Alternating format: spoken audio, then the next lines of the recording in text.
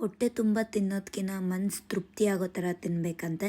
ಎಲ್ರಿಗೂ ನಮಸ್ಕಾರ. ಇದು ಡೇ 28 ಆಫ್ ವಿಂಟರಾಕ್ ಚಾಲೆಂಜ್. ನಾನು ಲೆಗ್ ವರ್ಕೌಟ್ ಡೇಸಲ್ಲಿ ಯಾವ ಥರ ಒಂದು ಸ್ಟ್ರೆಚಿಂಗ್ ಮಾಡ್ತೀನಿ, that is dynamic stretching as well as static stretching ನಾನು ನಿಮಗೆ ತೋರಿಸ್ತಾ ಇದ್ದೀನಿ.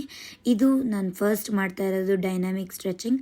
ಡೈನಾಮಿಕ್ ಸ್ಟ್ರೆಚಿಂಗ್ ಅಂತ ಅಂದರೆ ಬಿಫೋರ್ ವರ್ಕೌಟ್ ಮಾಡೋ ಅಂಥದ್ದು. It's nothing but warm up ಆದಮೇಲೆ ನನ್ನ ವರ್ಕೌಟ್ನ ಕಂಪ್ಲೀಟ್ ಮಾಡ್ಕೊಂಡೆ, ದಟ್ ಈಸ್ ಲೆಗ್ ವರ್ಕೌಟ್. ಆಮೇಲೆ ಸ್ಟ್ಯಾಟಿಕ್ ಸ್ಟ್ರೆಚಿಂಗ್ ಮಾಡ್ಕೊಂಡೆ. ಸ್ಟ್ಯಾಟಿಕ್ ಸ್ಟ್ರೆಚಿಂಗ್ ಅಂತ ಅಂದ್ರೆ ವರ್ಕೌಟ್ ಆದ್ಮೇಲೆ ಮಾಡೋ ಅಂತ ಸ್ಟ್ರೆಚಿಂಗ್ ನ ಸ್ಟ್ಯಾಟಿಕ್ ಸ್ಟ್ರೆಚಿಂಗ್ ಅಂತ ನಾವು ಕರಿತೀವಿ. ಟ್ರಿಗರ್ ಆಗಿರೋ ಮಸಲ್ಸ್ ನ ರಿಲ್ಯಾಕ್ಸ್ ಮಾಡಕ್ಕೆ ಹೆಲ್ಪ್ ಮಾಡುತ್ತೆ. ಲೆಗ್ ವರ್ಕೌಟ್ ಡೇಸಲ್ಲಿ ನಾವು ಎಷ್ಟು ವರ್ಕೌಟ್ ಮಾಡ್ತೀವಿ ಅನ್ನೋದು ಎಷ್ಟು ಮುಖ್ಯನೋ ಅದರಷ್ಟೇ ನಾವು ವರ್ಕೌಟ್ಗಿನ್ನ ಮುಂಚೆ ಮತ್ತು ವರ್ಕೌಟ್ ಆದಮೇಲೆ ಕರೆಕ್ಟಾಗಿ ಸ್ಟ್ರೆಚಿಂಗ್ ಮಾಡಿಕೊಂಡು ಆ ಮಸಲ್ಸ್ನ ಫೋಕಸ್ ಮಾಡೋದು ತುಂಬ ಮುಖ್ಯ ಆಗುತ್ತೆ. Leg workout